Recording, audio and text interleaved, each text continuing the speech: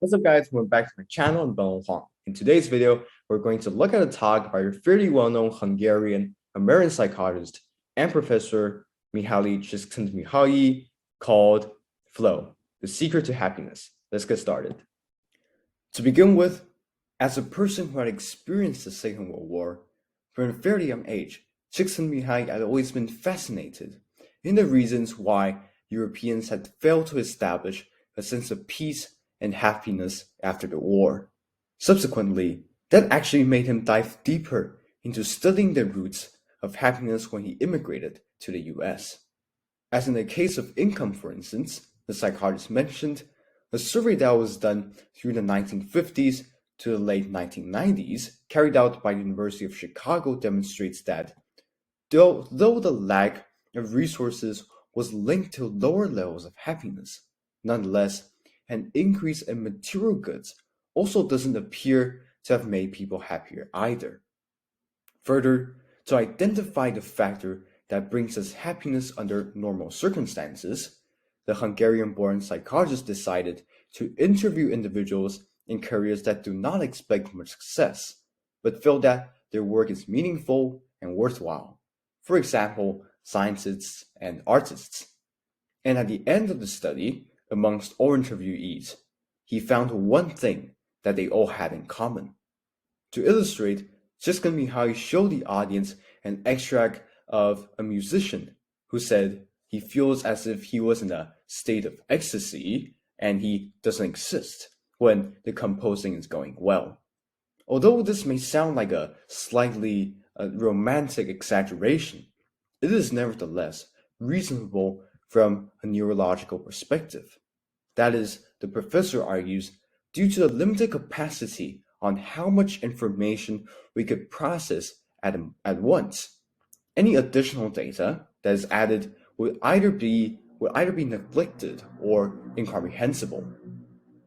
This is vividly shown through the example of this music composer. In other words, Csikszentmihalyi says he was so focused that his attention towards his body, the environment, and even his own consciousness was temporarily suspended, in respect to which many had considered this mental state as a spontaneous flow, which the Chicago University professor himself calls it the flow experience.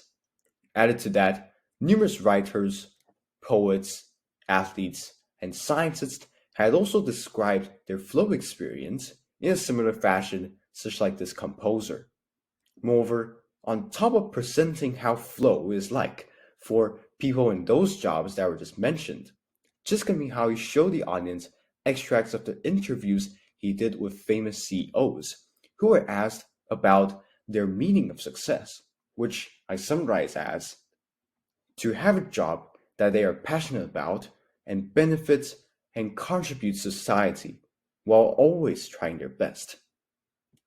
More than that, one of the co-founders in an interview even said that it is only when we have both can we feel that what we're doing is worthy and purposeful. And that, the Hungarian American professor suggests, is exactly the representation of flow whilst working. Furthermore, Csikszentmihalyi also illustrated the 7 emotions that stimulate flow, which are arousal, control, anxiety, relaxation, worry, boredom, and apathy. Regarding the 2 most essential emotions to achieve flow, Csikszentmihalyi states, it is only if we are aroused and feel in control could we feel stimulated and interested so that we can learn and push ourselves through our comfort zones. As for apathy, however, it is possibly the worst emotion to experience, especially when we want to have flow. And, more than that, the Hungarian psychologist argues, it is unfortunately the dominant emotion for most of us nowadays, through activities such as watching TV and spending a long time taking a shit. Lastly, Csikszentmihalyi says, flow is what is desperately needed in society these days, and how to put ourselves in flow in our everyday lives will be one of the most essential questions that we have to solve today. From my point of view, though there might be other factors that could affect our level of happiness. I do agree with Csikszentmihalyi that flow is definitely one of which that we should be aware of if we want to gain happiness. As regard to what the psychology professor questioned, how to bring flow into our everyday lives, here in my opinion section, I'm going to provide you guys with multiple practical approaches that we can take to achieve flow and happiness. First and foremost, I believe, no different to what those well-known CEOs say in Csikszentmihalyi's talk. One of the means to attain happiness and success is doing something we like and being totally immersed in it. Notwithstanding, I think, since it is already easy enough to visualize or comprehend what trying our best is like, what is also important to think about is how can we stay focused and on track, especially when we are living in an era that is filled with countless distractions. Hence, I believe it is necessary to not only try our best in what we do, but to eliminate distractions that may disrupt our flow so that we can try our best.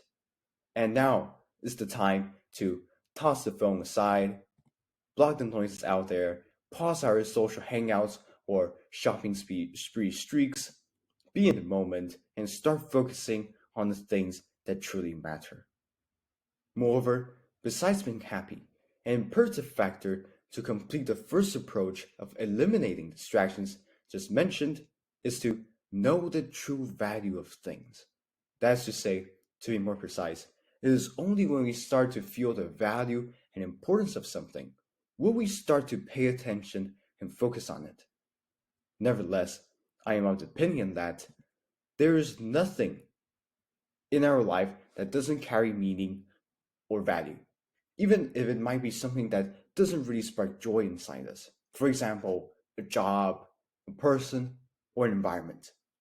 But regardless, there must be something that we can learn from and could possibly be useful for us in the future. Instead of wasting our time complaining and saying, oh, but this, but that, we should rather see everything that we see, do, and experience as something to learn from and as valuable for us. Concurrently, this mindset may not only be applied to things that we don't particularly enjoy doing, but to ordinary events as well. Nonetheless, more than learning the lessons from them, we should also be aware of the fact that what we may see as ordinary may simultaneously be something that some don't possess, but have desired to have. In general, it is up to us to decide what is valuable and important. However, it is when we make a shift in our mindset and stop taking things for granted that when we start to concentrate on things we do, be grateful for, and treat them with respect. Finally, again on top of what the CEOs had replied in Csikszentmihalyi's interview with them, one of the responses to what success means for them is to contribute, which to me is quite the same as a musician composing his piece, but in a different form, is when an individual loses the consciousness of self and starts to focus on others and the things in front of them.